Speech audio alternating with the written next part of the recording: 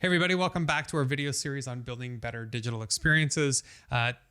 Stephen, today we're going to come back to our white paper and we're going to be talking about how to pick a digital experience. Absolutely. Yep.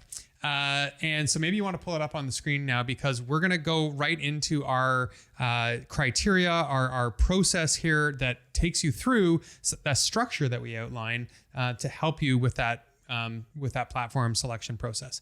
We've got 8 items here, and let's dive in. So the first thing that you want to do in this process is to establish your evaluation criteria. And that's what a lot of the white paper is going to touch on, going deep on what a lot of those things mean.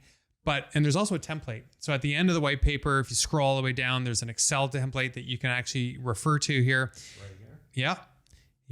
Yeah. So make sure that you familiarize yourself make sure that you familiarize yourself with these criteria.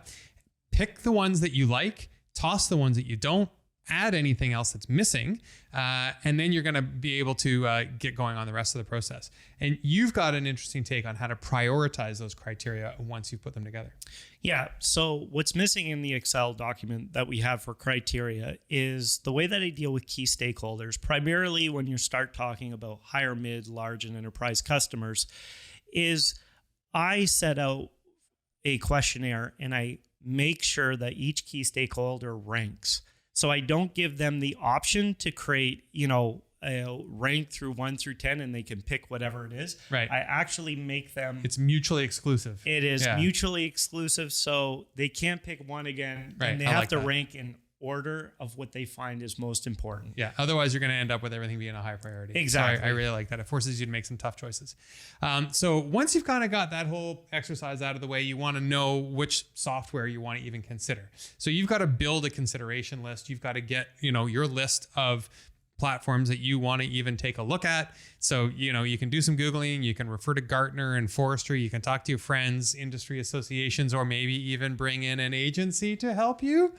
That's a bit of a tough job because you need to whittle that down to a short list. And this is where you're going to hold your criteria up against those platforms and decide which ones you really want to take a closer look at. And that's when you want to do a deep dive with only a handful of those products. And what are some of the key takeaways or advice you have for going through that deep dive exercise, Stephen?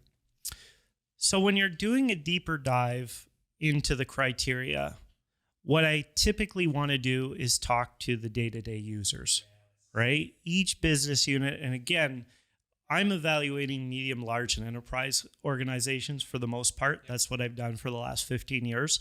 And typically I want to talk to the business units that are doing the digital experience, CRM, CMS, commerce, whatever it might be, and sit down with them. I want to know their day-to-day because as they go through these demos, they're going to be wowed by all the great functionality these platforms have, but it won't necessarily touch on the day-to-day. So we want that for the deeper dive first so that when you are evaluating, those are your number one points. Yeah. So get people that actually have to use this system involved in your process. Correct. Don't be a proxy for them. Don't think you know what they mean. Actually get those people involved. Absolutely. Yeah, absolutely. Can't agree with you more on that one. So after you've gone through all that, you're probably going to make some decisions that you've whittled down to really a select few. And now you want to get a demo and you want to do some trial. What advice do you have in that stage? So there's a couple arguments here. If you're talking about like a proof of concept, large and enterprise, like when we're talking about Fortune 200, proof of concept that you have to pay for can be necessary, and I would actually agree with it. And it gets you a real understanding of the whole system.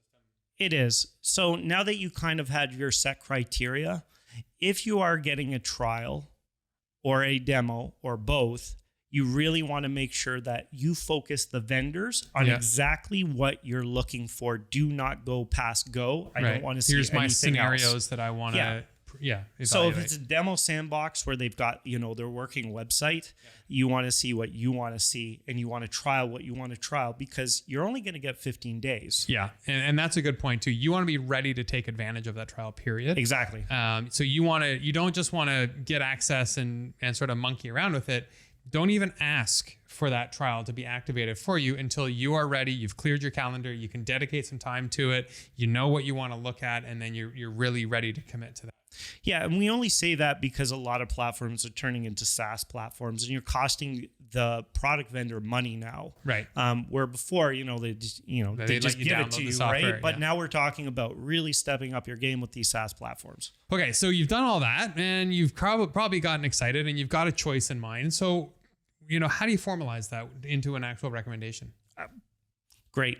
So again, we have the key criteria at the beginning, but a lot of organizations, what you should be trying to do is form a matrix at the end, right? Scoring that matrix with the key stakeholders.